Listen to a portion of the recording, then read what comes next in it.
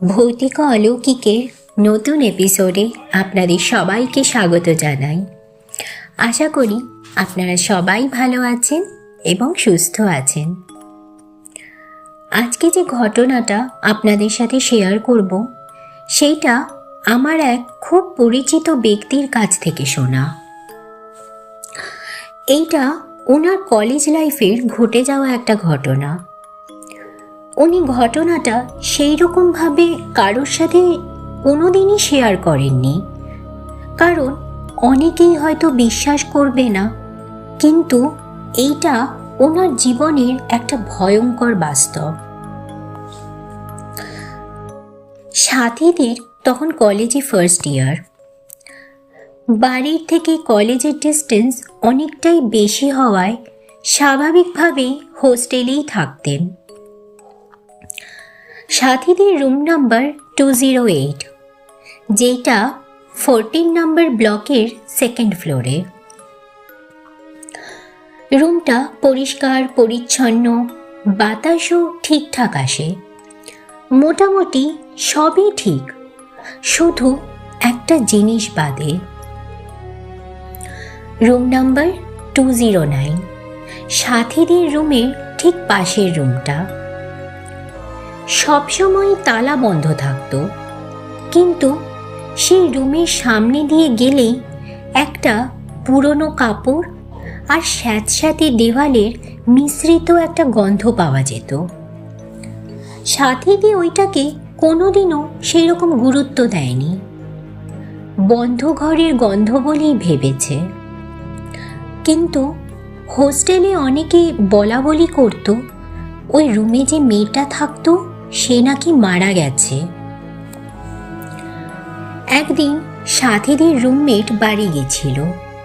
সাথীদি একা, রাত প্রায় 1টা। সাথীদি গান শুনে হেডফোনটা খুলে শুনে দরজায় নক করার আওয়াজ রুম নাম্বার 209-এ। নিয়ম মতো ওই রুমে তো কেউ থাকে না, তাই সাথীদি একটু ঝুঁকে দরজার দিকে তাকায়। কোথা থেকে যেন কারোর চাপা গলা ভেসে এলো। দরজা খুলবে?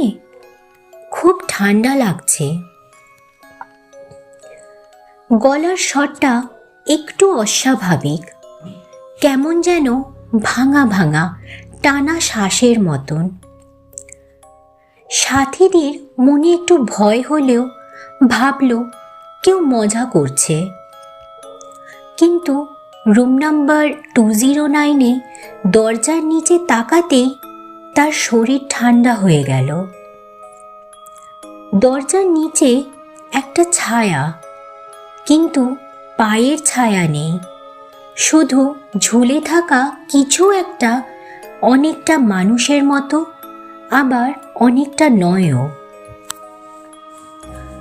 সাথীদি দরজা বন্ধ করে ঘরে চলে আসে। ঠিক তার পরের দিন, তখন রাত 2:17, ঘুম ভেঙে গেল। কেন জানে না, তার মনে হলো তার দরজার সামনে কেউ দাঁড়িয়ে। সাথীদি দরজার নিচের ফাঁকা জায়গায় তাকিয়ে স্পষ্ট দেখল একজোড়া পা, কিন্তু মাটি ছুঁয়ে নেই, হালকা বাতাসে দুলছে।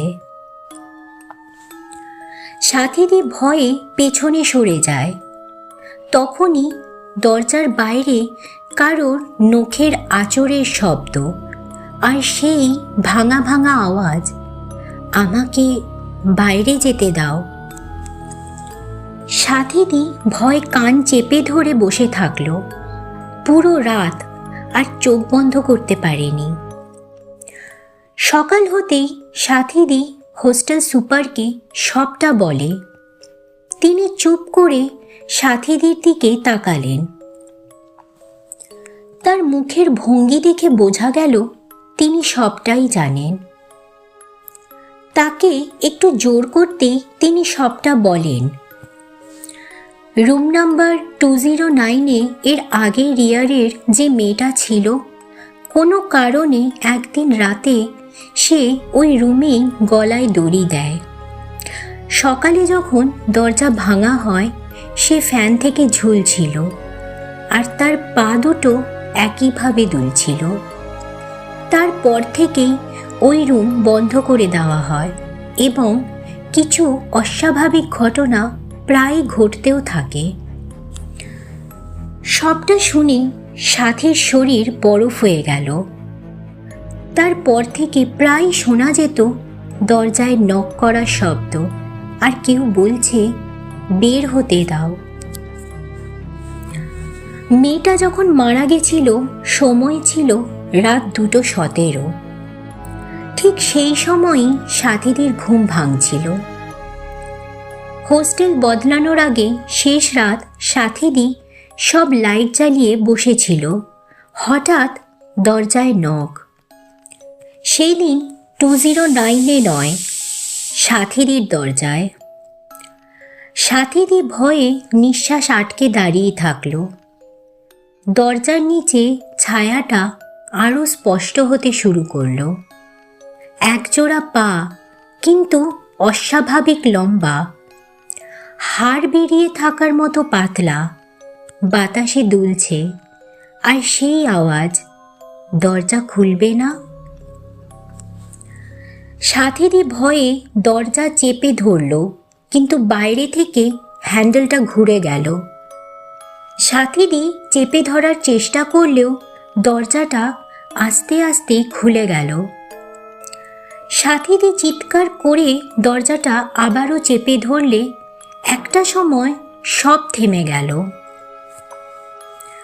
পরদিন সকালে দরজা খুলে দেখা যায় মেঝেতে একটা চুল পড়ে আছে, লম্বা, কালো, আর খাটে বসে থাকার মতো একদম তাজা কুঁচকে যাওয়া চাদর। সাথীদি এতটাই ভয় পেয়েছিল যে আর অপেক্ষা না করে সেই দিনই ওই হোস্টেল ছেড়ে চলে আসে। তারপর সাথীদি কখনো এইরকম কিছুর সামনাসামনি হয়নি। কিন্তু আজও রাত 2:17 বাজলে সাথীদির ঘুম ভেঙে যায়। কানে সেই দরজায় নক করার আওয়াজ আসতে থাকে। আজকের ঘটনাটা এই পর্যন্ত। ঘটনাটা আপনাদের কেমন লাগলো আপনারা অবশ্যই কমেন্ট করে জানাবেন। যদি ভালো লাগে তাহলে একটা লাইক করে সবার সাথে শেয়ার করে দেবেন। চ্যানেলে নতুন হলে চ্যানেলটাকে সাবস্ক্রাইব করে আমার পাশে থাকবেন। সকলে ভালো থাকবেন। শুভরাত্রি।